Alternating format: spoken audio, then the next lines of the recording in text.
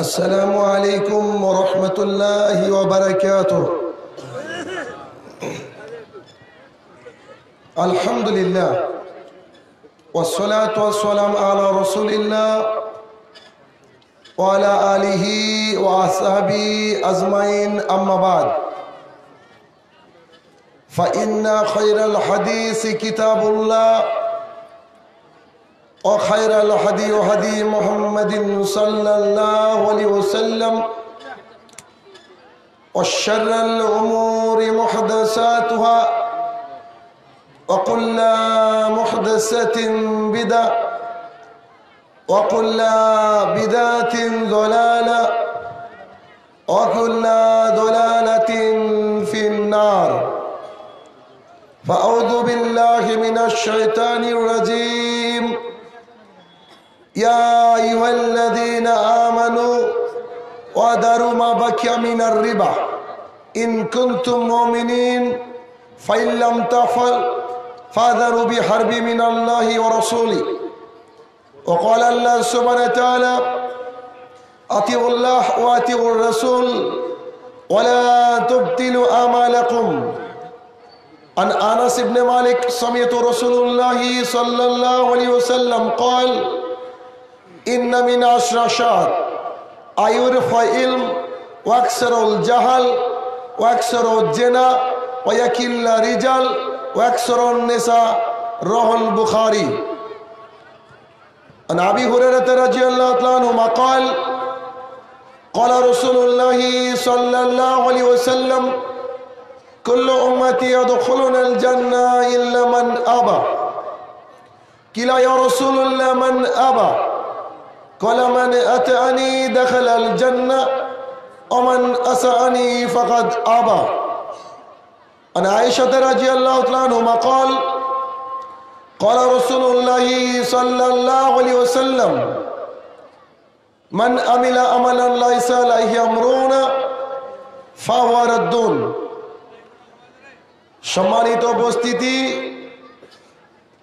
সর্বপ্রথম আল্লাহ সুবহানাহু ওয়া তাআলার বারগাহে শুকরিয়া জ্ঞাপন করব যে আল্লাহ সুবহানাহু ওয়া তাআলা বিভিন্ন প্রান্ত থেকে আমাদেরকে এখানে এসে বসার এবং দ্বীনি আলোচনা শোনার তৌফিক আদা করেছেন। যে আল্লাহ সুবহানাহু ওয়া তাআলা যার ইবাদত করার জন্য পাঠানোর পরেও তার ইবাদত না করেও দুনিয়ার বুকে কোনো বিচার করেননি, সেই রব্বুল ইজ্জতের বারগাহে শুকরিয়া জ্ঞাপনার্থে আমরা বলি আলহামদুলিল্লাহ।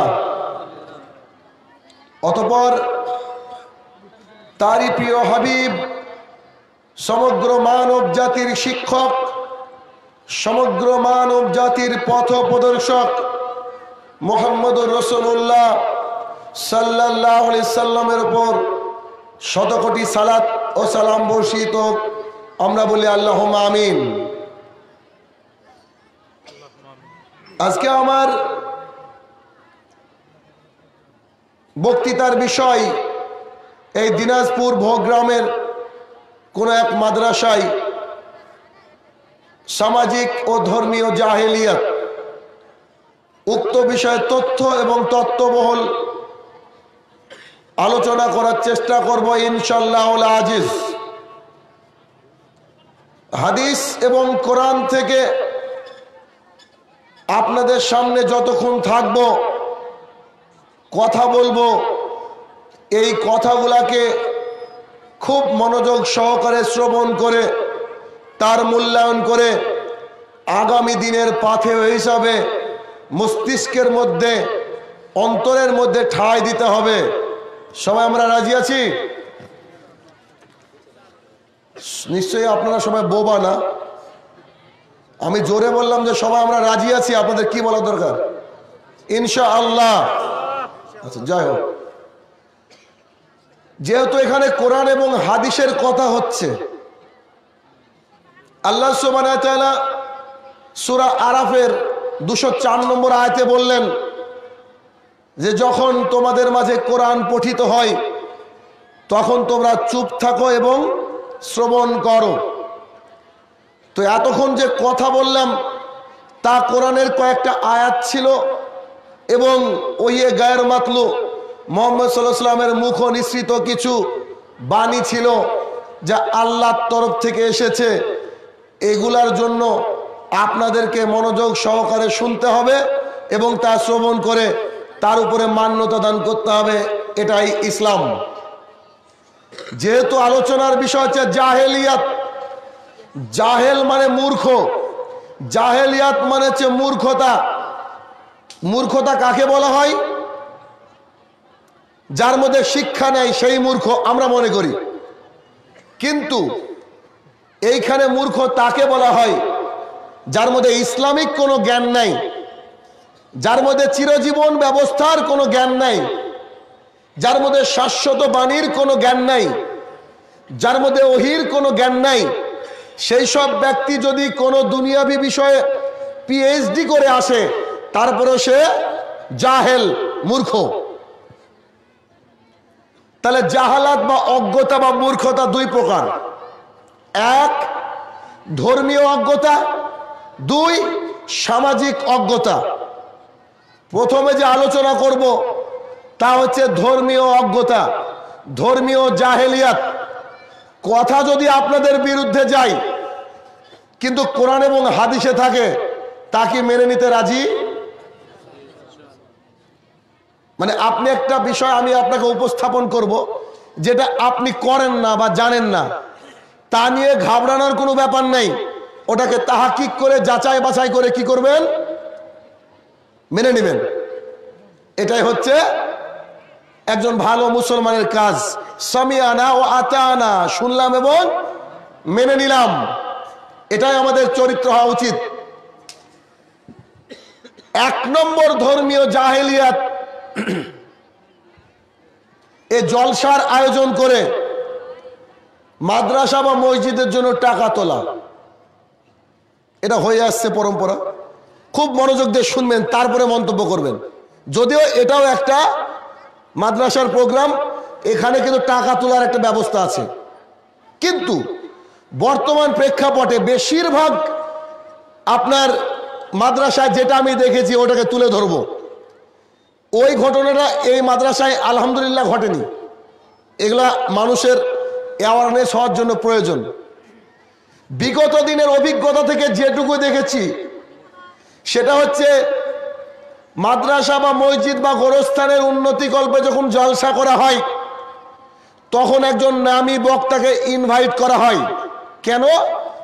তার নাম শুনলে এলাকাবাসী ছুটে আসবে আর তাকে প্রধান হিসেবে রাখা হয়, সর্বশেষে রাখা হয়। মিডিলে যখন লোকজন জমে যায় এই মুহূর্তে আদায়কারী একজন বক্তাকে তোলা হয়। একজন পাক্কা আহলুল হাদিস, সহিহ হাদিসের আওতায় সহিহ হাদিস নিয়ে যারা মাদ্রাসা পরিচালনা করেন, মসজিদ পরিচালনা করেন, তারা যখন আদায়কারী বক্তা খুঁজেন বেশিরভাগই আদায়কারী বক্তা হয় বিদাতি। বুঝছেন আমার ভাষা? মানে এই জায়গায় মাদ্রাসা কমিটি মানবিস করে না। ওই মাদ্রাসা কমিটিকে যদি বলা হয় যে একজন বিদাতি বক্তা আপনি আপনার স্টেজে তুলবেন কি, উনি অনেক বড় ইমানদার সেজে বলবেন, জি না, আমরা তো সহি তরিকার মানুষ, কোরআন এবং সুন্নাহ মেনে চলার মানুষ, সুতরাং আমরা কখনোই বিদাতিকে আশ্রয় দেব না। কিন্তু যখনই স্বার্থের বুলডোজার বুকের উপরে চলে যায় তখন কিন্তু আর কষ্ট হয় না। একটা বিদাতি বক্তাকে ধরে নিয়ে আসে আর সে সুর দিয়ে গজল দিয়ে দান চাইতে থাকে, যেটা পুরোপুরি শরীয়ত বিরোধী কাজ। আল্লাহ রাসূল সাল্লাল্লাহু আলাইহি সাল্লাম বলেন, যদি কোনো ব্যক্তি তোমার প্রতিষ্ঠানে দান করে, তোমাকে দান করে, তাহলে তুমি বলো আল্লাহুম্মা সাল্লি আলাই, আল্লাহুম্মা বারিক আলাই। এতটুকু বলতে হবে। এর উপরে যত সুর করবেন, এর উপরে যত শায়রি করবেন, সবগুলো হচ্ছে ইসলামে নিষিদ্ধ। যার অধিকাংশ বক্তারাই কিন্তু এভাবে দান তুলতে গিয়ে এমন একটা পর্যায়ে পৌঁছে যায়। আমার নিজে কানে শোনা বক্তার কথা একটা উদাহরণ দিচ্ছি। ও এমনভাবে বলতে বলতে এক পর্যায়ে গিয়ে বলছে, 10 টাকা দিল দান নামে শরীফুল, ও গো আল্লাহ নেকি দিতে করিও না ভুল। বুঝেননি মনে হয়? উনি বক্তা সাহেব স্মরণ করে দিচ্ছেন আল্লাহকে, আল্লাহ গো তুমি তো ভুল ভাল করো, নাউজুবিল্লাহ। তুমি তো ভুলভাল করো, তো এই যে শরীফুল দিল তোমাকে আমি স্মরণ করিয়ে দিলাম দুনিয়া থেকে, খবরদার জন্য ভুল না হয়। এ বাক্য চলবে? কথা বলেন চলবে? যা করতে হবে ইসলামের তরিকায় করতে হবে। আমি প্রায় এই 3খানা মাদ্রাসা থেকে ঘুরে এসেছি। কেন? যদি আদায়কারী বক্তা আদায় তুলতে শুরু করে, ওর যদি সময় 1.5 ঘন্টা দেওয়া হয়, এবার আদায় কঠিন গতিতে উঠছে, খুব আদায় উঠছে, আর পেছনে ডক্টর জাকির নায়েক এসে যদি বসে থাকে, তারপরেও আদায়কারী বক্তাকে আরো সময় দিয়ে দেওয়া হয়। আমার প্র্যাকটিক্যাল অভিজ্ঞতাতে বলছি। তুলেন, আপনি দান তুলেন তো, থাক, জাকির নায়েক তো কি হয়েছে, রাখেন, হয় না? দেখেননি? দেখেছেন কিনা?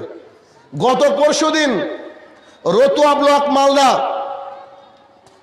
উম্মে হাবিবা মাদ্রাসায় গিয়েছিলাম। বক্তা নিয়েছে 7খানা। কখানা? 7খানা বক্তা নিয়েছে। আচ্ছা, 7খানা বক্তার বক্তৃতা শুনে মানুষ মাথা রাখবে? আরে জুমার 8 ঘন্টা খুতবা শুনতে গিয়ে তো ঘুমাই, ক্লান্ত হয়ে মানুষ। একটা হাদিস যদি আপনাকে আমি আজকে 1.5 ঘন্টা আলোচনা করে বোঝাতে পারি, আলহামদুলিল্লাহ, একটা, তাহলে আপনার জীবন পরিবর্তন হবে। 7খানা বক্তা নিয়েছে।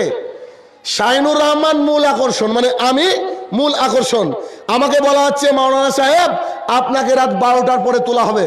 তা আমি বললাম যে ঠিক আছে, আসবো, সমস্যা নাই, তবে এটাই আমার সেই জালসা, রাত 12টার পর বক্তৃতা আমি করি না। তো অনেক ভেবে চিন্তে একটু পরে ফোন করে বলছে, আচ্ছা এক কাজ করেন, আপনাকে 10টায় তোলা হবে, তাড়াতাড়ি আসেন। বাড়ির থেকে আসছি 260 কিলোমিটার রাস্তা, এইটা 300, ওটার কথা বলছি। 260 কিলোমিটার রাস্তা আসলাম, এসে রাত্রি 12টা 1 দেখলাম অন্য একজন বাংলাদেশি বক্তাকে তোলা হচ্ছে। বাংলাদেশি বক্তা মানে বেশ মাল করে দিতে হয়, তো তাকে তুলেছে মানে 2 ঘন্টা গীত গাইতে হবে। তার মানে আমার টাইম কটা হচ্ছে? ফজর নাকি মেহরাবাদ ফজর? আচ্ছা, তো আমি বললাম যে কে আমাকে কন্ট্যাক্ট করেছেন, মানে কথা বলেছেন, আসুন। তা আসলেন একজন দাড়িওয়ালা লোক, ইমানদার মানুষ, ফেরেস্তার মতন চেহারা। এসে তাকে বললাম যে আপনার চেহারা দেখার জন্য বসেছিলাম।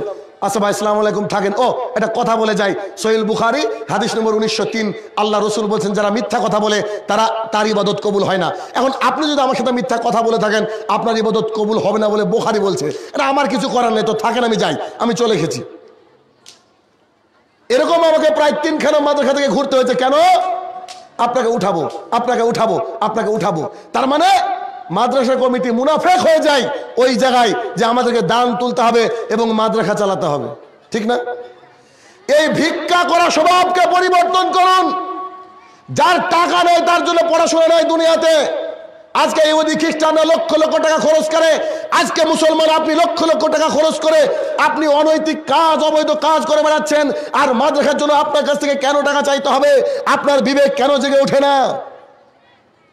আল্লাহ রসুল যখন বললেন, এই শোনো, তাবুকের যুদ্ধের প্রস্তুতি চলছে, কে কি দান করবা বলো? কোনো ওয়াজ নাই, কোনো নসিহত নাই, কোনো সুর নাই, কোনো শায়রি নাই। উমর রাদিয়াল্লাহু আনহু এসে বলছে, আল্লাহ রসুল আমার বাড়িতে যে সম্পদ রয়েছে অর্ধেক আমি দিয়ে দিলাম। আবু বকর সিদ্দিক রাদিয়াল্লাহু আনহু এসে বলছে, আল্লাহ রসুল আমার যা ছিল আমি সব দিয়ে দিলাম। আল্লাহ রসুল বলছে, বাপরে বাপ, বাড়িতে কি রাখলে? বলছে, আপনি আর আল্লাহ। আপনাকে আর আল্লাহকে বাড়িতে রেখে আমার যা ছিল সব দিয়ে দিলাম। আমি আপনাকে হাদিস শোনাচ্ছি, উসমান রাদিয়াল্লাহু আনহুকে ডাক দেওয়া হলো। উসমান রাদিয়াল্লাহু আনহু এসে বলছে, আল্লাহ রসুল আপনার যা সৈনিক আছে অর্ধেক সৈনিককে 3 মাসের খাবার দিব। আপনার যা সৈনিক আছে অর্ধেক সৈনিককে 3 মাসের খাবার দিব। আপনার যা সৈনিক আছে অর্ধেক সৈনিককে 3 মাসের খাবার দিব। আর প্রত্যেকটা সৈনিককে, অর্ধেক সৈনিককে একটা করে উট অথবা ঘোড়া দিব। সৈনিক সংখ্যা ছিল 30,000। 15,000 লোককে 3 মাস খাওয়াবে, আর 15,000 উট অথবা ঘোড়া দেবে। জি, জান্নাত মামুর বাড়ির আবদান না। আল্লাহ সুবহানাহু ওয়া তাআলা বলছে, প্রিয় বস্তু দান ছাড়া জান্নাত হারাম, যাবে না। এই দুনিয়াতে যখন এসেছিলেন, ল্যাংটা হয়ে এসেছিলেন, যাওয়ার সময় যা পড়ে যাবেন তার পকেট থাকে না, কাফনের পকেট থাকে না। আজকে আপনার 10 বিঘা সম্পত্তি রয়েছে, আজকে যদি 1 বিঘা মাদ্রাসায় দান করেন তো কালকে থেকে মরার পরে আপনার আমলনামায় লিপিবদ্ধ হয়ে যাবে, আপনি দেখতে পাবেন কিয়ামতের মাঠে ছায়া হবে, আপনার জান্নাতে যাওয়ার জন্য এটুকুই যথেষ্ট। আল্লাহ রসুল বলছেন আর সাদকাতু বুরহান। তবে আপনাকে বলি 10 বিঘা সম্পত্তি আছে, আপনি ছেড়ে চলে গেলেন, আপনি কালকে মারা গিয়েছেন, 4 দিন পর এই যে সালাফি সাহেবের কাছে ফোন গিয়ে বলবে, ও সালাফি সাহেব আমরা 3 ভাই 4 বোন কটটুক করে পাবো? বাপের কবরের মাটি এখনো শোকায়নি, জমি নিয়ে মারামারি হয় না? বলেন হয় না? মা বাবা মারা যাওয়ার পর। তাহলে আপনি কার জন্য রেখে যাচ্ছেন দুনিয়াতে? আপনার বিবেক জাগ্রত হবে। একটা মাদ্রাসা আছে, এই মাদ্রাসায় পড়াশোনা হয় আপনাদের পাবলিকের টাকায়। এই ভিক্ষা করে কোনো জাতি আইপিএস হয়নি। হয়েছে? মাদ্রাসা পড়া কোনো ছেলে আইপিএস দেখেছেন? বড় লয়ার হয়েছে দেখেছেন? বড় ডাক্তার হয়েছে দেখেছেন? যে একদিন ফ্রি ট্রিটমেন্ট করে, যার মুখে দাঁড়িয়ে আছে।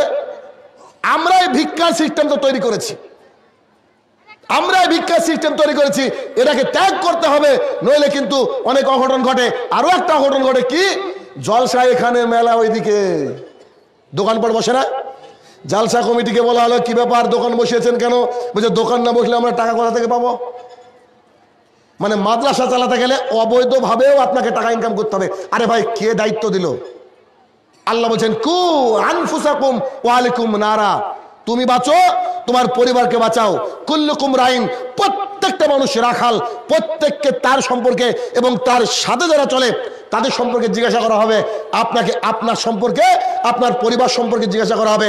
এই ভিক্ষা অনুদান তুলে আপনি কাঁধে এত বোঝা কেন বহন করলেন? আপনাকে যে আল্লাহ জিজ্ঞাসা করবে যে মাদ্রাসাটা চালিয়েছো কিভাবে? ফিজ সিস্টেম করে দেন, কোনো ফ্রিতে পড়া হবে না, যার পড়া হবে না সে কেরালায় যাক, এ দিয়ে জাতীয় উপকার হবে না। আর মাদ্রাসায় তো বাচ্চা পাঠায় আমাদের সমাজের মানুষ, কোনটা পাঠায় বলেন তো? হেভি ব্রেন, দারুণ পড়াশোনায়, একে বাচ্চা মাদ্রাসায় পাঠায়। কার এক হাত নাই, কার চোখ নাই, কার ঠ্যাঙই নাই একটা, ওকে মাদ্রাসায় পাঠানো হয় কেন? ও একটু হাফেজ হবে, মাথায় একখান টুপি দিয়ে উপরে রুমাল দিয়ে লোকের বাড়িতে মিলাদ করে খাবে। দেখেন না সম্মিলিত মোনাজাত এখন আপনি তুলতে পারেননি কেন? কি কারণে পারেননি? ও টাকা আছে জনাবর মধ্যে, আর মুরগির ঠ্যাং আছে, যে এটা তোলা খুব মুশকিল। এই ধর্মীয় জাহেলিয়াতের কারণে সারা রাত যাবৎ প্রোগ্রাম হচ্ছে না? 2-3টে অবধি প্রোগ্রাম হয় না এলাকায়। রাত্রি 12টার সময় যদি আপনাকে আমি ছাড়ি, আপনি যদি ঘুমিয়ে যান একবার তো জোহর পাবেন। তো বুঝতে পারেন আমার কথা? ফজর তো দূরের কথা, ফজর দূরের কথা, ভেতরে ভয় থাকবে, ওরে বাপরে বাপ, এক ওয়াক্ত সালাত যদি বাইচা তোমার কাজা হয়ে যায়, আল্লাহ আমাকে কতই না কষ্ট দিবে। আল্লাহ খুব কঠিন এই বিষয়ে। সালাত আদায় করা ফরজ, জালসা শোনা ফরজ না। কথা বলছেন না? আমার আলোচনা হবে, 2 থেকে 3টি বক্তা হবে, রাত্রি 11টায় আলোচনা ক্লোজ হয়ে যাবে, মানুষ বাড়িতে যাবে, অজু করে শুয়ে পড়বে, ইনশাল্লাহ ফজরে আবার জেগে যাবে, ফজরে মসজিদ গম গম করে আবার সেই আমিনের আওয়াজ হবে। এটাই আমাদের চরিত্র হওয়া উচিত। কিন্তু বিভিন্ন মাদ্রাসায় গিয়ে দেখছি, অনেক মাদ্রাসায়, যে আপনাদের তো একটা লিমিট আছে আলহামদুলিল্লাহ, অনেক মাদ্রাসায় গিয়ে আমি দেখতে চাচ্ছি যে 3টে-4টে অবধি প্রোগ্রাম হয়। এক মাদ্রাসা তো আমাকে এসে বলছে, আমি শুয়ে আছি, রাত্রি 2টোর সময় এসে বলছে আর আধ ঘন্টা পর আপনাকে তুলবো। হ্যাঁ, তাহলে ঠিক আছে। ড্রাইভারকে বললাম গাড়ি স্টার্ট দিয়ে চল যাই, ভাড়ার দরকার নেই, চলে গিয়েছেন। ভাই আমি কেন কষ্ট দিব আপনাকে? যদি রাত্রি 2টো পর্যন্ত প্রোগ্রাম চালান, এলাকার অন্তত 10 জন লোক আপনাকে গালি দেবে। কেন? আমরা হিন্দু মুসলমান একসাথে বসবাস করি না? করি কি করি না? 3 মিনিটের আজান যাদের সহ্য হয় না, তারা দীর্ঘ রাত অব্দি এই যে আলোচনা, তাদের কানে কষ্ট হয় না? আচ্ছা ওটা ছাড়েন, আমি মুসলমানের কথা বলছি। আপনার বাড়িতে আপনার আব্বা বৃদ্ধ মানুষ, আপনার আম্মা বৃদ্ধা মানুষ, সারা রাত্রি বেচারা বেচারির ঘুম আসে না, রাত্রি 2টোর সময় একটু চোখটা একটু এটে এসে ঘুম আসে, ওই সময় মাওলানা সাহেব চিৎকার করে হাদিস বলছে। হাদিস বললেও কেউ বাড়িতে গাল দিবে কি দিবে না? দিবে না? বুঝেন না আমার কথা? ও শুয়ে গাল দিবে যে আল্লাহ গো, মানে এই সময় একটু ঘুম আসে, এরা করছে কি গো? আল্লাহ রসুল বলছেন, আল্লাহর কসম করে বলছে ওই ব্যক্তি মুমিন নয়। আল্লাহর কসম করে বলছে ওই ব্যক্তি মুমিন নয়। আবু হুরায়রা বর্ণনা করছেন, আল্লাহ রসুল বলছেন, আল্লাহর কসম করে বলছে ওই ব্যক্তি মুমিন নয় যার হাত থেকে আর মুখ থেকে জাতি নিরাপদ নয়, যার হাত থেকে এবং মুখ থেকে জাতি নিরাপদ নয়। অতএব কারোর যেন কোনো দিক দিয়ে কষ্ট না হয় ওইরকম কাজ আমাদেরকে করতে হবে। বরং আমরা জুমার খুতবাটাকে সুন্দর করে নেব, এই জুমার খুতবার মাধ্যমে জাতিকে পরিবর্তন করার চেষ্টা করতে হবে। যদিচ জলসা মানে কিন্তু এক শ্রেণীর মানুষের লাভ হচ্ছে। জলসা কত শুনবেন গো, কালকে হয়েছে, আজকে হবে, আবার কালকে আছে কোথাও, তাই না? বক্তা বলছে আমি 6 মাসের জন্য বাড়িয়েছি, আমি ক্লান্ত। শ্রোতাও বলছে আমরা 6 মাস শুনছি, আমরাও ক্লান্ত। সবাই যদি ক্লান্ত হয় তো ইবাদত করবে কে রে ভাই? 1 নম্বর ধর্মীয় জাহেলিয়াত। 2 নম্বর ধর্মীয় জাহেলিয়াত, আপনি ধর্মীয় জাহেলিয়াত মানে সব জাহেলিয়াতে পরিপূর্ণ। অরিজিনাল ধর্ম পাওয়াই মুশকিল। আমি বলতে গেলে বলবেন যে ভাই এ আবার কোথা থেকে বলছেন? একটু আপনাকে দেখায় জাহেলিয়াত। ভোরবেলায় মুয়াজ্জিন সাহেব আজান দিতে উঠলো, আজানে জাহেলিয়াত। আচ্ছা, আজান দেওয়া ভালো কাজ না খারাপ কাজ? আজানের আওয়াজ যত দূর যাবে, যত মানুষ শুনবে, যত পশু পাখি শুনবে, যত জড় পদার্থ শুনবে, সবাই আল্লাহকে বলবে আল্লাহ ক্ষমা করে দাও সেই ব্যক্তিকে। কিয়ামতের মাঠে মুয়াজ্জিনের কাজ সবচেয়ে বড় হবে, উঁচু হবে, সবচেয়ে সম্মানিত হবে। দেখেন, মুয়াজ্জিন সবচেয়ে সম্মানিত, এই পৃথিবীর বুকে সবচেয়ে লাঞ্ছিত। ওর বেতন 2000 টাকা 3 মাস বাকি আছে না? আপনার 7000 টাকা ছাড়া সংসার চলে না, মুয়াজ্জিনের 2000 টাকায় সংসার চলে। আশ্চর্য দুনিয়া, আশ্চর্য দুনিয়া। জি, আজানে জাহেলিয়াত। আমি জানি না আপনার এলাকা আছে কিনা, তবে আমি বলি, আজান হচ্ছে আপনার 4টের সময় কথার কথা, 3:30তে উঠে মাইক ধরেছে বেচারা, যত গজল জানে সব চলছে। হয় এলাকায়? এলাকায় হয়? একেবারে যত রকমের গজল জানে সব চলছে,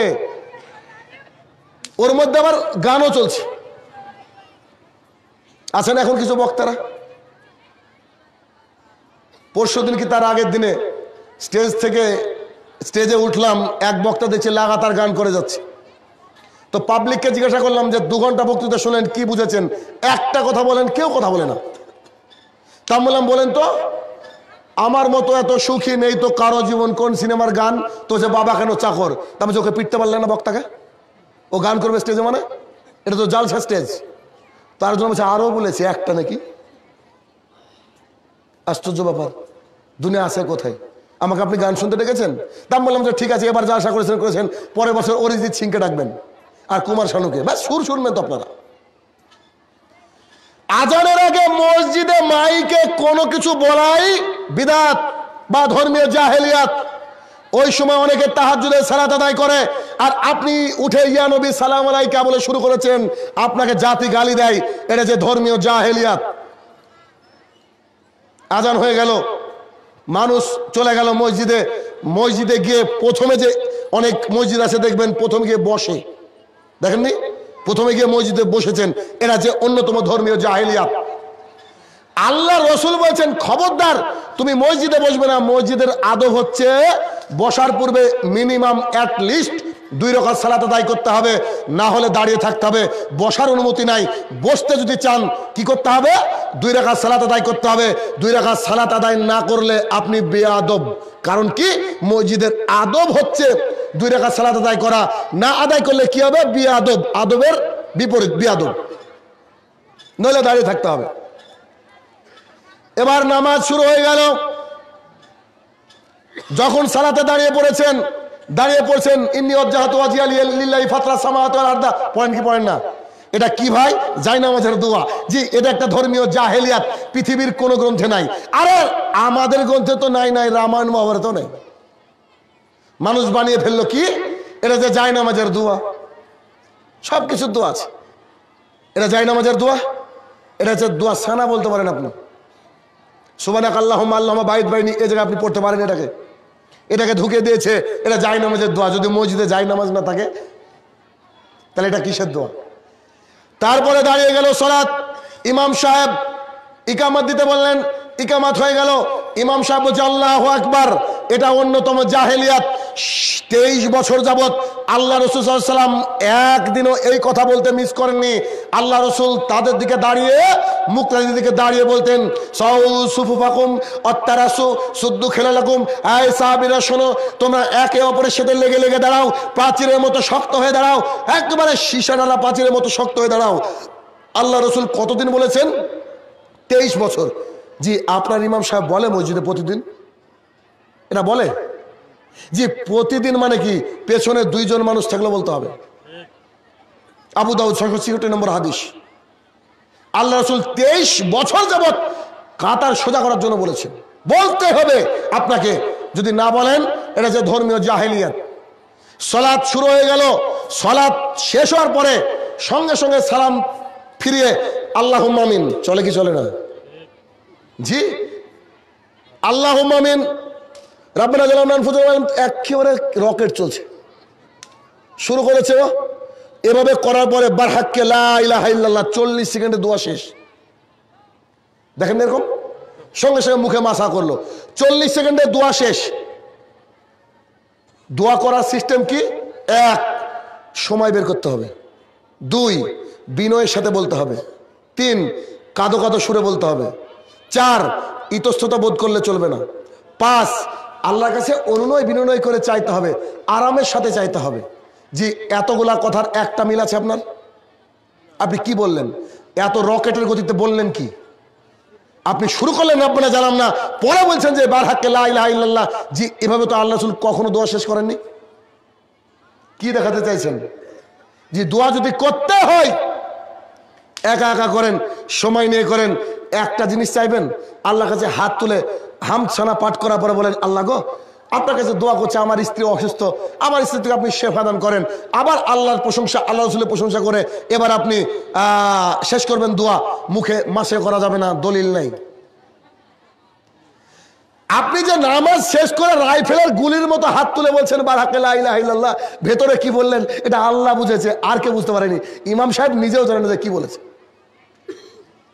দেখেননি মসজিদে সঙ্গে সঙ্গে এটা শুরু হয়ে যায়। এটা যে অন্যতম জাহেলিয়াত, এই জাহেলিয়াতকে ত্যাগ করতে হবে। বহু মসজিদে এই জাহেলিয়াত আছে। অনেকে মনে করে যে সালাতের পরে সম্মিলিত মোনাজাত আদায় না করলে নামাজই হয় না। মনে করে কি করে না? দোয়া তো করলেন আবার এই গতিতে। সালাতে জাহেলিয়াত। আর একটা সালাতে জাহেলিয়াত, সেটা হচ্ছে রমজান মাসে তারাবির সালাত যখন আদায় করেন, 8 রাকাত তারাবি পড়েন বা 20 রাকাত পড়েন, 8 ঘন্টাতে অল প্যাকেজ ক্লিয়ার। বুঝলেন না আমার কথা? ঈশান নামাজ প্লাস তারাবি কতটুকু সময় লাগে আপনার মসজিদে?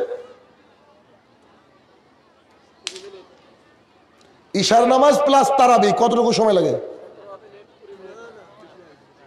8 ঘন্টা? 1 ঘন্টা?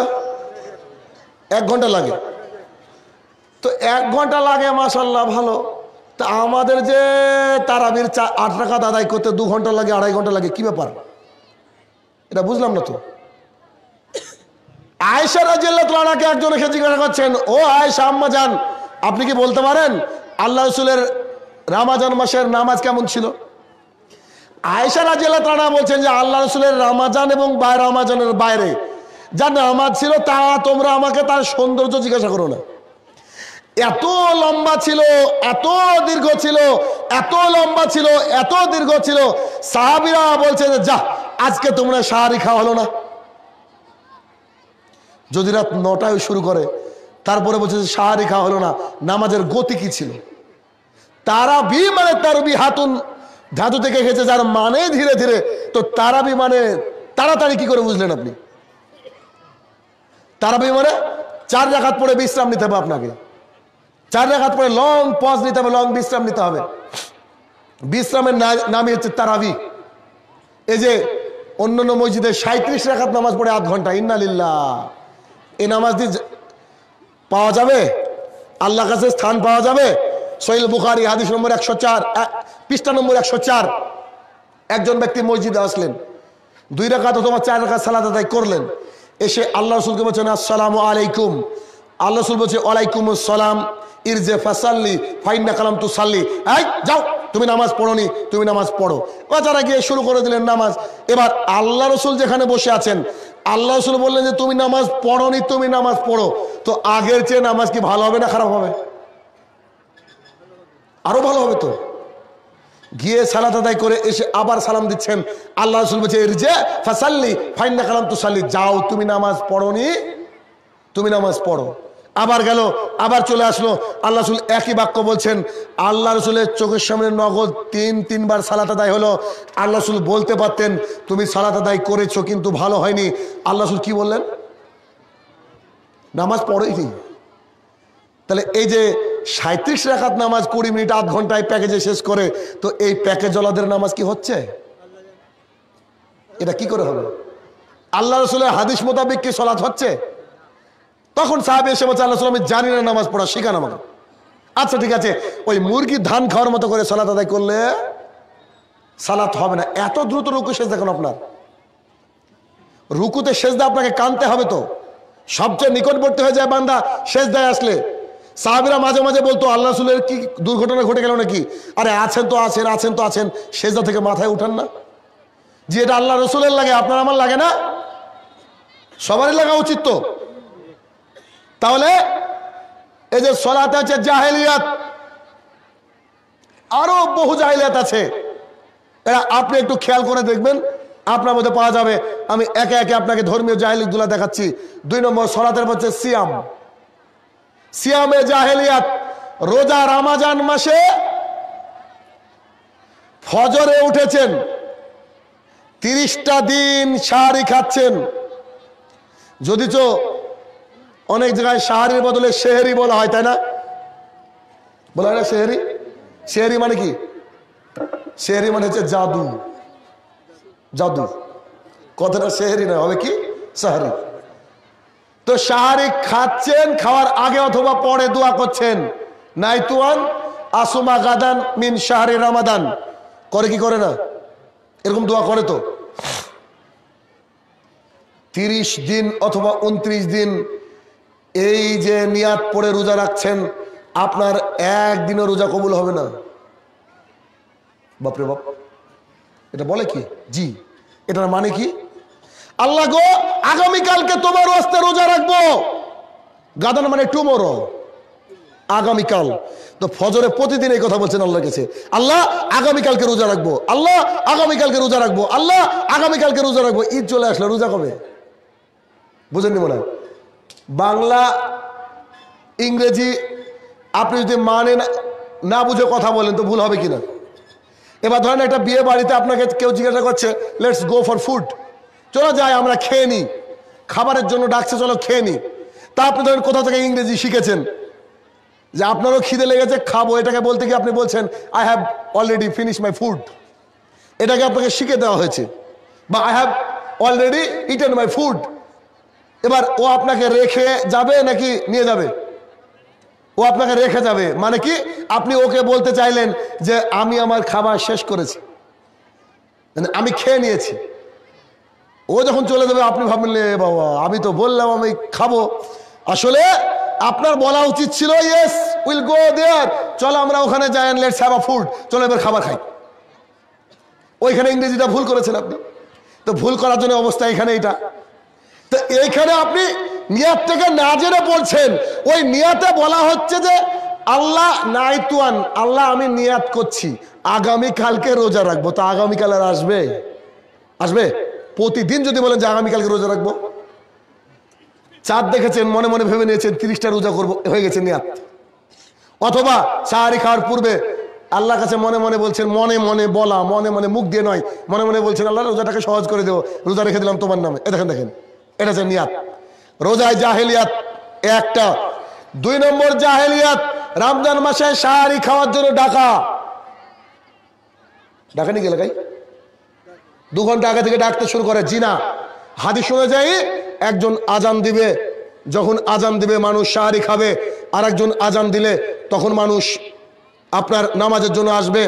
যখন আব্দুল্লাহ ইবনে উম্মে মাকতুম রাদিয়াল্লাহু আনহু আজান দিতেন তখন মানুষজন সাহারি খেতেন, আর বিলাল রাদিয়াল্লাহু আনহু আজান দিলে তখন মানুষ মসজিদে আসতেন নামাজের জন্য।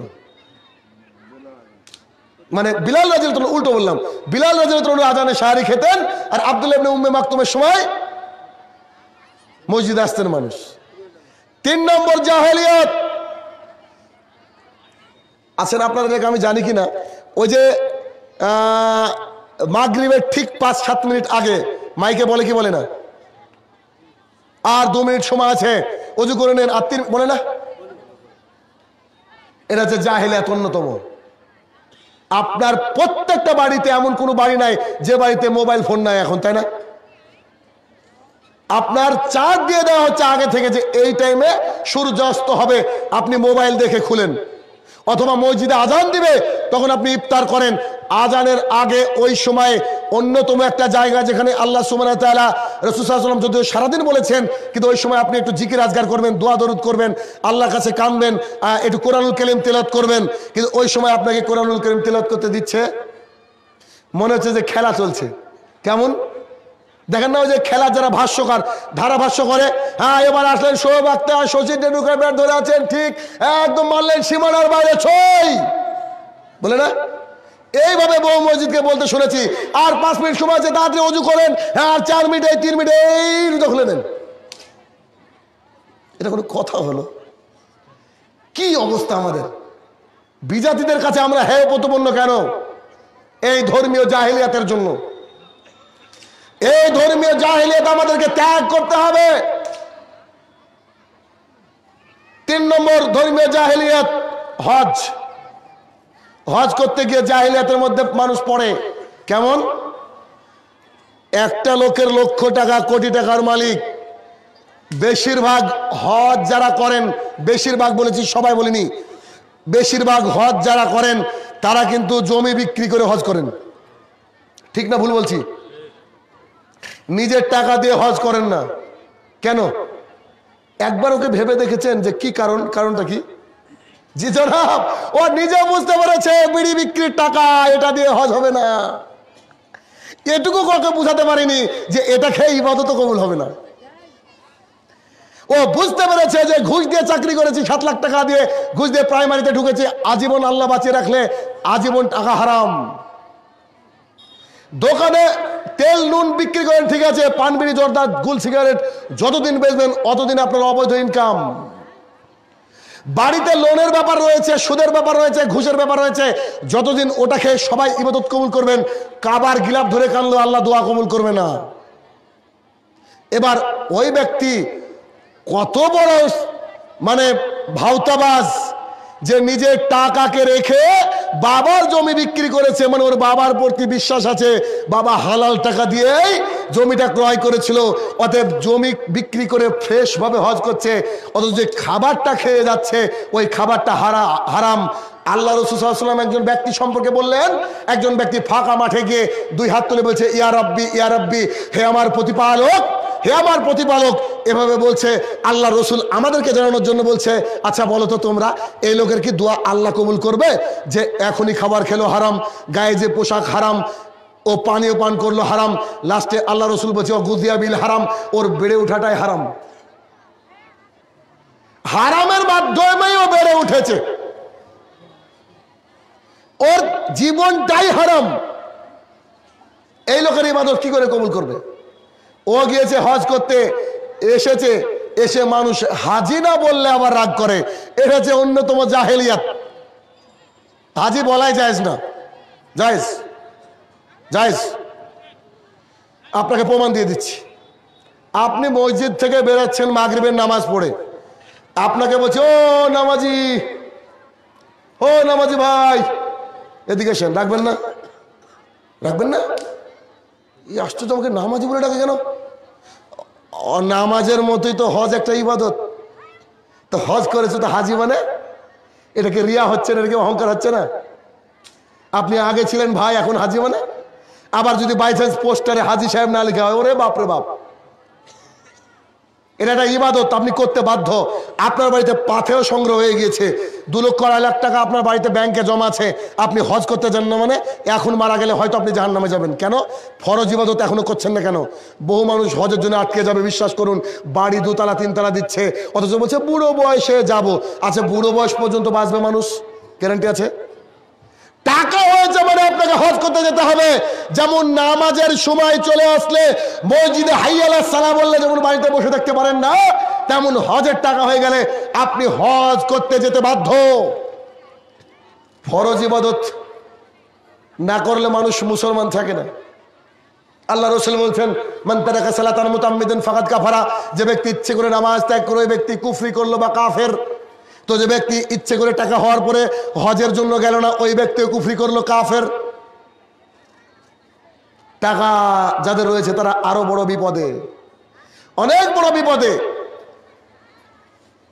এই যে হজে জাহেলিয়াত, আর আরেকটা জাহেলিয়াত হজের মধ্যে আছে। আরে সৌদি আরব থেকে অষ্টাধাতুর বালা কিনে আনে, হাতে দিলে নাকি বাতের ব্যথা সারে। আশ্চর্য গো, অষ্টাধাতুর বালা পরা জায়েজ? জি, এটা হচ্ছে শিরক। আল্লাহ রসুল বলছেন, মান তাল্লাকা তামিমা ফাকাদ আশরাকা। মুর্শিদ আহমদ 4 নম্বর খণ্ড 256 নম্বর পৃষ্ঠা। আল্লাহ রসুল বলছেন, যে ব্যক্তি কোনো কিছুকে ঝুলালো, তাবিজ ঝুলালো, মাদুলি লটকালো, ওই ব্যক্তি শিরক করলো, ওটার উপরে ও ডিপেন্ড করলো। ধর্মীয় জাহিলিয়াত। তারপরে ধর্মীয় জাহিলিয়াত যাকাত। যাকাত দেওয়ার সময় মানুষ শাড়ি দিচ্ছে, দেখেননি? একবারে লাইন ধরে আছে, আর ওই বৃদ্ধ বৃদ্ধারা আসছে, একবারে হুমড়ি খেয়ে পড়ছে জাকাতের ব্যবস্থা। জি, জাকাত কি টাকা দিয়ে বৈধ? এই শাড়ি দিয়ে বৈধ? চলবে? বুঝেননি আমার কথা মনে হয়? জাকাত কি শাড়ি টাকা দিয়ে বৈধ? শাড়ি দিয়ে বৈধ? যে টাকার জাকাত টাকা দিয়ে দিতে হবে, টাকার জাকাত টাকা দিয়ে দিতে হবে। আপনি শাড়ি কাপড় কিনতে গেলেন কেন? কে বললো আপনাকে? আপনাকে বহুদিন বলেছি, আবার শুনে রাখুন, লক্ষ কোটি টাকা জাকাত দেওয়া বাহাদুরি নয়, 1 টাকা দান করা বাহাদুরি। মাদ্রাসায় 1 টাকা দান করা বাহাদুরি, মসজিদে 1 টাকা দান করা বাহাদুরি, 1 লক্ষ টাকা জাকাত দেওয়া বাহাদুরি না। কারণ জাকাত আপনি দিতে বাধ্য নইলে আপনি মুসলমান থাকবেন না। জাকাতের মালগুলোকে গচ্ছিত করা হবে, একটা টাক মাথাওয়ালা সাপ তৈরি করা হবে, বিচারের মাঠে গলায় পেঁচে দেওয়া হবে, সাপ আপনার পিঠের বুকে কামড়াবে আর বলবে, আনা মালুকা, আমি তোমার জাকাত, আমি তোমার মাল। খেয়াল আছে? ওই যে গরিবের হক ছিল দাওনি, এখন বুঝো, ঠেলা বুঝো। এটা হচ্ছে ধর্মীয় জাহেলিয়াত। জাকাত দেওয়ার সিস্টেমটা এমন করেন, আপনার 1 লক্ষ টাকা হয়েছে, একজনকে দিয়ে দেন, ইনশাল্লাহ ও ব্যবসা করে খাক, দেখবেন আর কোনো সমস্যা নেই। আপনি 2 টাকা 5 টাকা করে গোটা গ্রামে দিতে গেলেন, মানে আপনি 20,000 টাকা একজনকে দিয়ে দেন, একটা ব্যবসা করে খাক, একটা ব্যক্তি স্বাবলম্বী হোক। 30,000 টাকা একজনকে দিয়ে দেন, না তো 10 টাকা 10 টাকা করে বাড়তে শুরু করেছে। হ্যাঁ, আমার টাকা আছে, আমি জাকাত দিই। দেখো জি, আল্লাহ রসুল বলছেন, মান তাসাদ্দাকা ইউরাই ফাকাদ আশরাকা। কোন ব্যক্তি যদি দান করে কাউকে দেখানোর জন্য, ওই ব্যক্তি শিরক করলো। আর শিরক করে যদি খাস তওবা ছাড়া এই দুনিয়ার মায়া ত্যাগ করে, he will enter to the hell fire of জাহান্নাম, তাকে জাহান্নামে যেতে হবে। দলিল সূরা নিসা সূরা নম্বর 4 আয়াত নম্বর 48 এবং 116। ধর্মীয় জাহেলিয়াত। সহিহ হাদিস এবং কোরআনুল কারীমের আয়াত পাওয়ার পরেও আমাদের বাপদাদার কি ভুল করেছে? বলে কি বলে না? বলে না?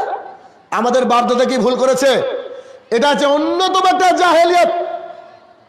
ইহুদি খ্রিস্টানের বাক্য আজকে মুসলমানরা বলেছে যে আমাদের বাপদাদা কি কম বুঝেছে, অথচ আল্লাহ সুবহানাহু ওয়া তাআলা কোরআনুল কারীমের মধ্যে বলছেন, সূরা বাকারা সূরা নম্বর 2 আয়াত নম্বর 170, সূরা মায়দা সূরা নম্বর 5 আয়াত নম্বর 104, সূরা আরাফ সূরা নম্বর 7 আয়াত নম্বর 70, সূরা লুকমান সূরা নম্বর 31 আয়াত নম্বর 21, সূরা আম্বিয়া সূরা নম্বর 21 আয়াত নম্বর 53, এতগুলো জায়গায় আল্লাহ সুবহানাহু ওয়া তাআলা বলছে, তাদের কাছে যদি হক সত্যের দাওয়াত নিয়ে যাও, তারা বলবে আমাদের বাপদাদা কি কম বুঝতো?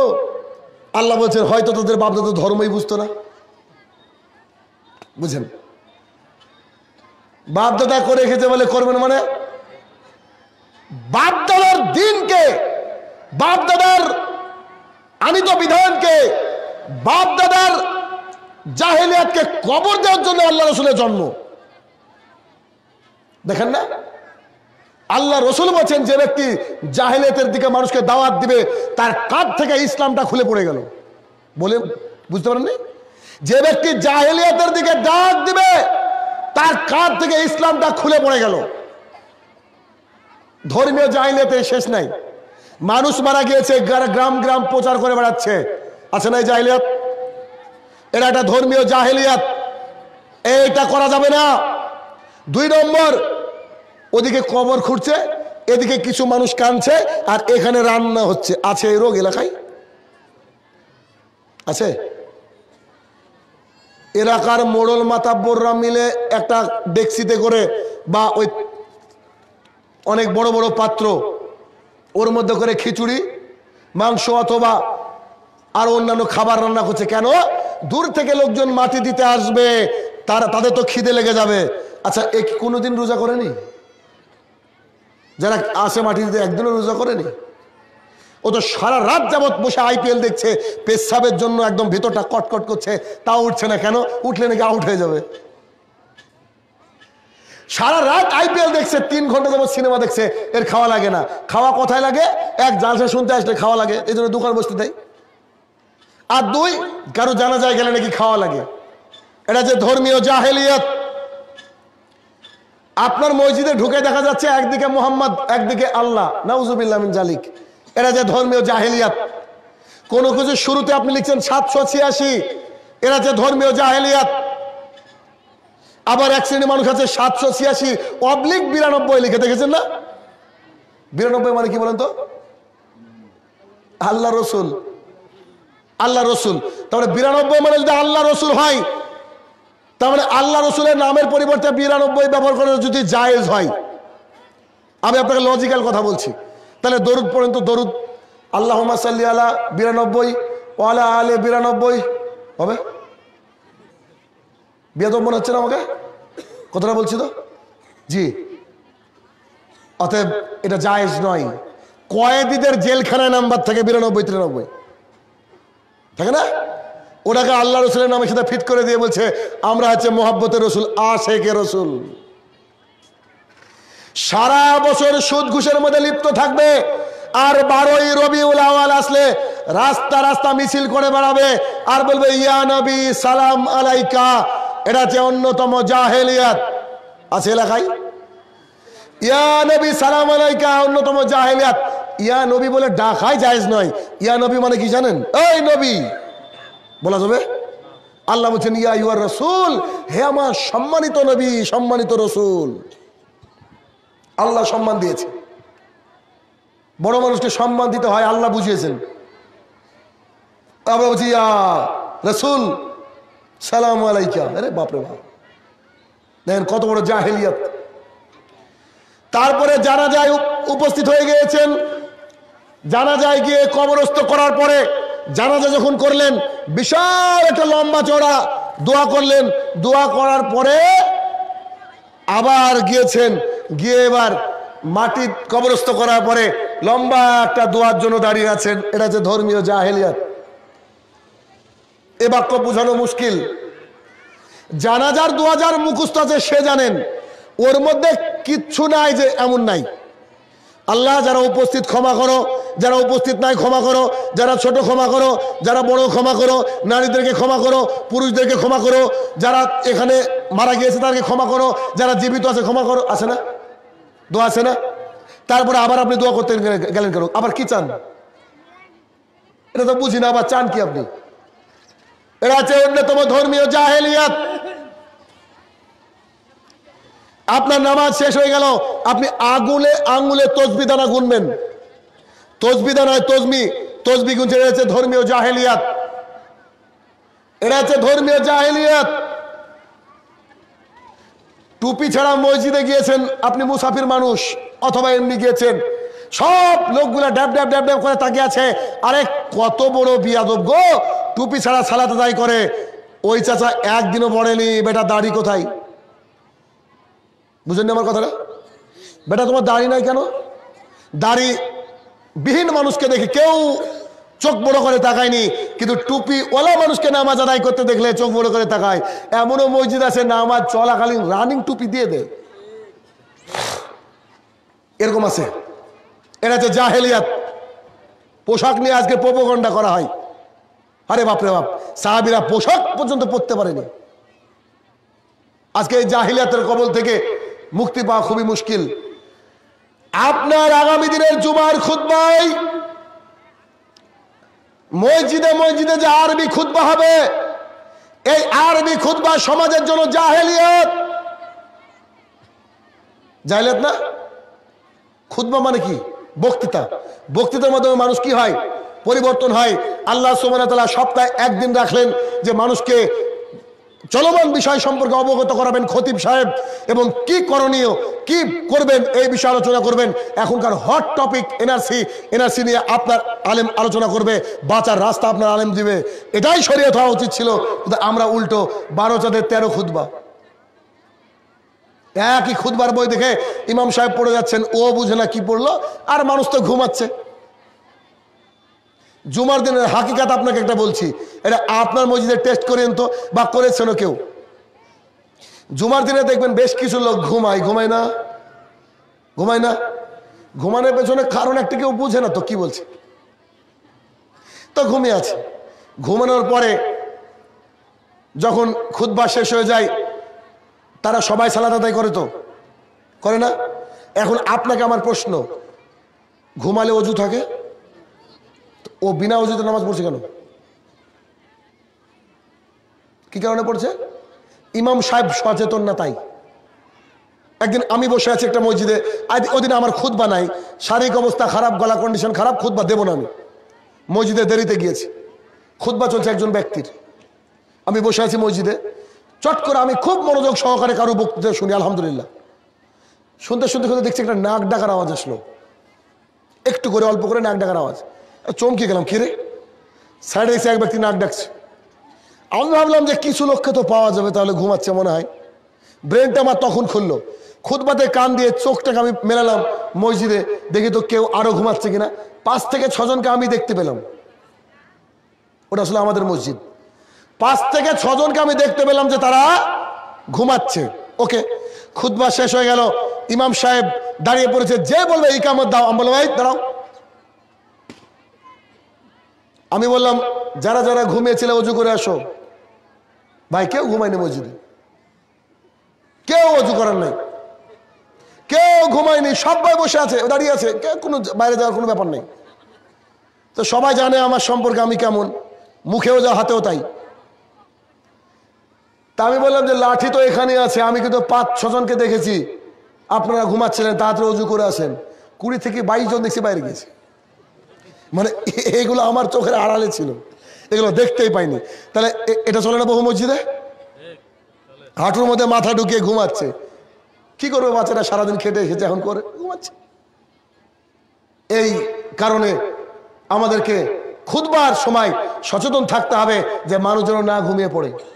এমন এমন টপিকের উপর আলোচনা হবে, ওর কলিজা কেঁপে উঠবে, ও আলোচনা শুনবে একবার ধীর স্থির হবে। আল্লাহ রসুল বলছেন, কোনো ব্যক্তি যদি খুতবার সময় একটু কথা বলে, যদি তুমি তাকে বলে এই চুপ করো, আল্লাহ রসুল বলছে তোমার নামাজ হবে না। বুঝেননি? যে কথা বলো তার ব্যাপারে আল্লাহ রসুল বলেননি, ওটা যে কি আল্লাহ জানে। এবার বলছে যে তুমি তোকে বলে এই চুপ করো, বলছে তোমার নামাজ হবে না, তুমি তোমার নামাজটা নষ্ট করলা। আর ও ঘুমাচ্ছে ওই মসজিদে এসে, তাহলে ওর নামাজ কি করে হয়? একটা বাক্য আমি প্রায় জায়গায় বলি, আজকেও আপনাদেরকে বলছি, এলাকায় নামাজি বেড়ে যেত, নামাজি বাড়তো। 2টো বাক্য যদি ইমাম সাহেবরা ইউজ করতো, এক, মিম্বারের উপরে উঠে বলবে যার বাড়ির লোক নামাজ পড়বে না তার বাড়ি কেউ মারা গেলে জানাজায় যাব না, 1। 2, যার বাড়ির লোক নামাজ পড়বে না তার বাড়িতে কোনো বিয়ে পড়াতে যাব না। ঠিক না? একজন বেনামাজি থাকবে? তাহলে এত বেনামাজি কেন? ইমাম সাহেব ভয় করে যদি 3000 টাকা মমতা ব্যানার্জি না দেয়, ওর রুজি দেয় নাকি ওয়াকফ বোর্ড। আশ্চর্য ব্যাপার গো, রুজি আসে কোথা থেকে? আল্লাহর তরফ থেকে। ইমামরা, বেশিরভাগই ইমামরা হক কথা বলতে পারে না, শুধুমাত্র ও মনে করে আমার রুজি ওয়াকফ বোর্ড দেয় অথবা সেক্রেটারিতে দেয় মসজিদের, এই জন্য হক কথাও বলতে পারে না। হক কথা বললে কি হবে জানবেন? দেখেন, একটা মসজিদে খুতবা দিলাম, মহিলাদের হায়েজ হলেও ঈদগাহে যেতে হবে, নামাজ ঈদগাহে যেতে মহিলারা বাধ্য। 39খানা হাদিস শোনালাম, মহিলাদের জামাত আছে এই বিষয়ের উপরে। খুতবা দিয়ে নেমে নামাজ পড়িয়ে যে বাইরে এসেছি, আমার একজন মামা ডেকে বলছে, বেটা যদি ইচ্ছা হয় তো নামাজ টামাজ পড়তে আসো, তো কোনোদিন খুতবা দেবে বলে এসো না। বুঝতে পারেন না?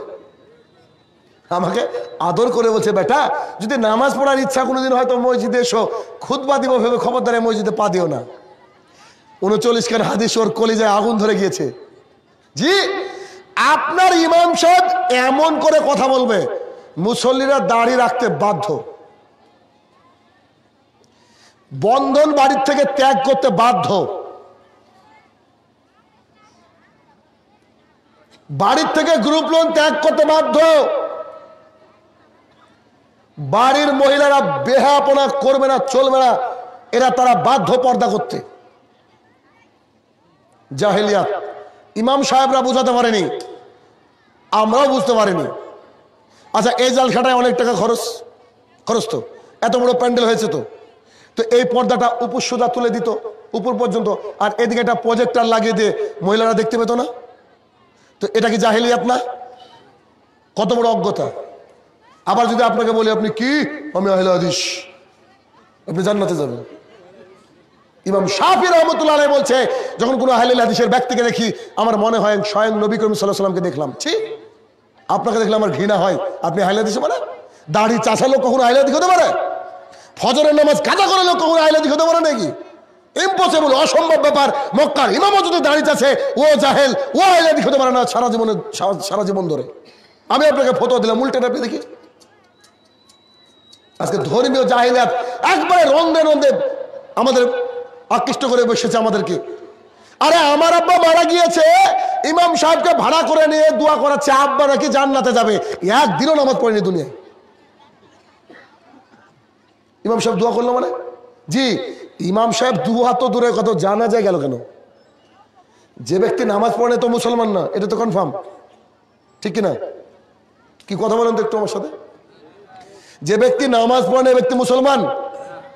আপনার ছেলে তো নামাজ পড়ে, আজকে মুরগি জবাই করেছে, খাবেন মানে? ওটাকে ফেলে দিতে হবে। এই বক্তৃতা শুনে গিয়ে বাড়ি থেকে ফেলে দিতে হবে, খাওয়া যাবে না, ওটা হারাম। বেনামাজি কোনো মুরগি ছাগল জবাই করলে খাওয়া যাবে না, ও তো মুসলমানই না। আল্লাহ রাসূল সাল্লাল্লাহু আলাইহি ওয়াসাল্লাম দাঁড়িয়ে আছেন, একজন ব্যক্তি আসলেন, এসে বলছেন জানাজাটা পড়িয়ে দেন তো।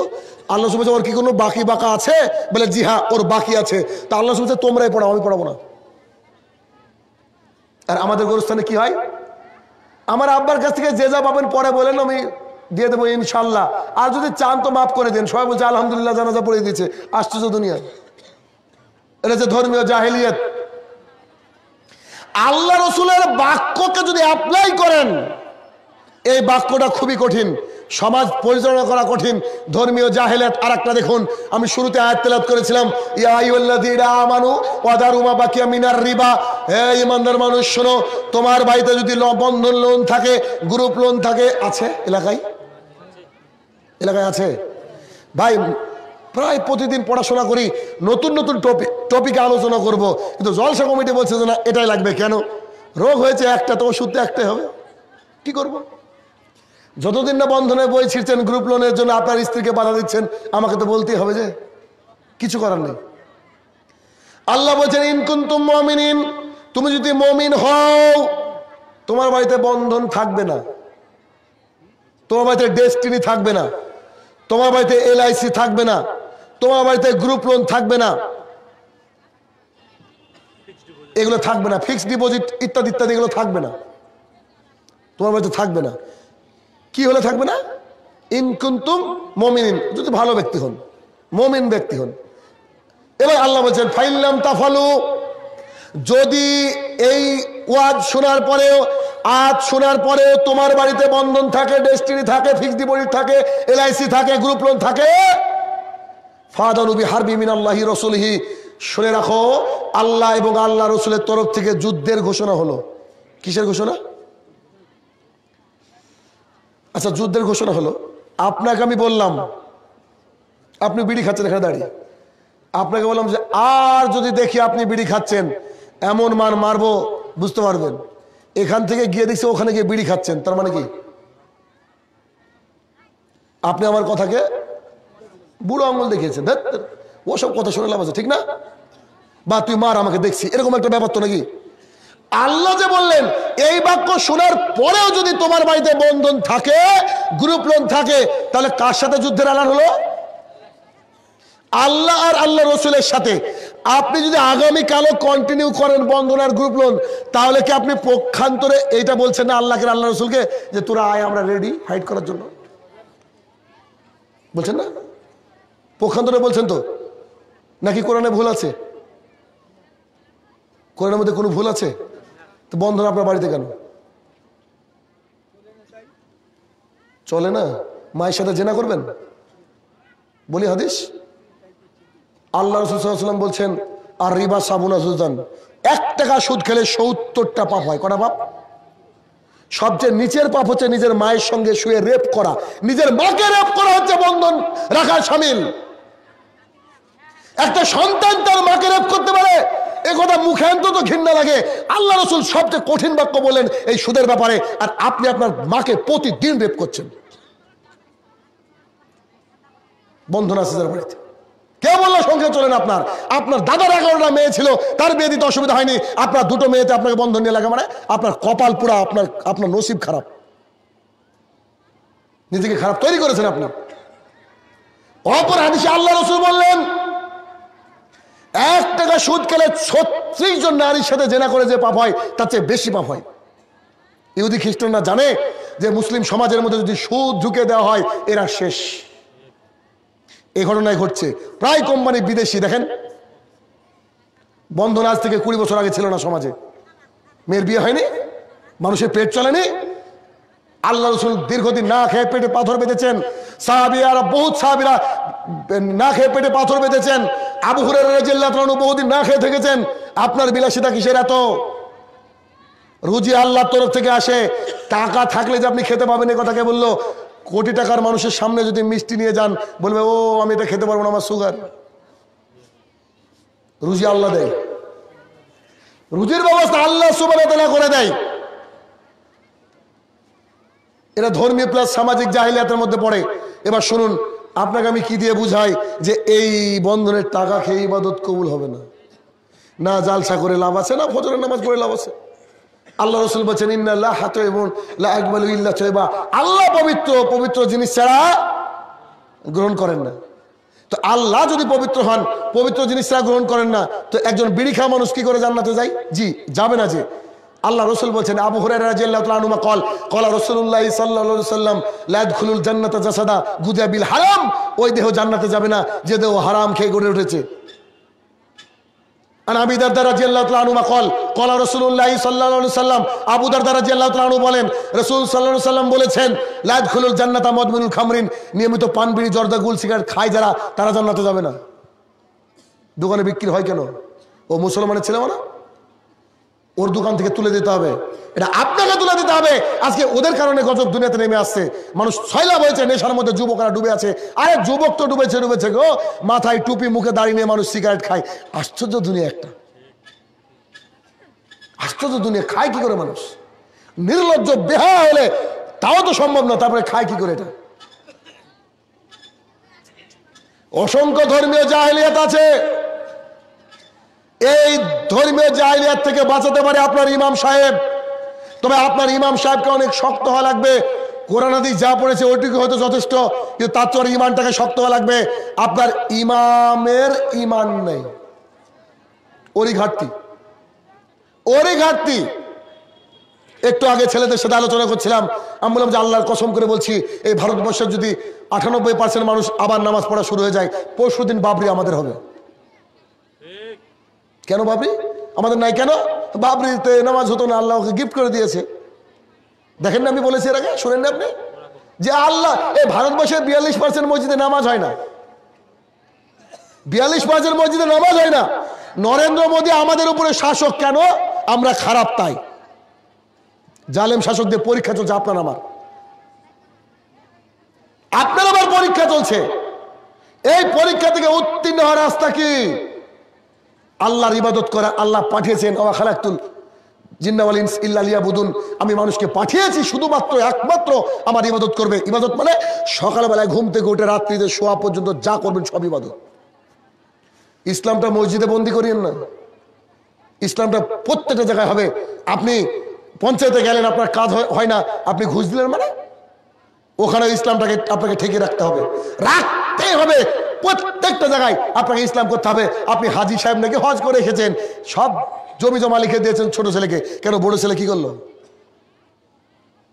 আপনার মেয়েটা কি করলো? কত বড় ধর্মীয় জাহিলিয়াত আমাদের মধ্যে ঢুকে রয়েছে। আল্লাহ রসুল বারবার বলছেন যে মারা যাওয়ার পর 3টে আমলই তার কবরে আমল নামায় ঢুকতে থাকে, তারপরে আপনি ওই ক্ষতি বানিয়ে কানাচ্ছেন। মানে এটা যে ধর্মীয় জাহিলিয়াত। এবার ছোট্ট করে আসি সামাজিক জাহিলিয়াত।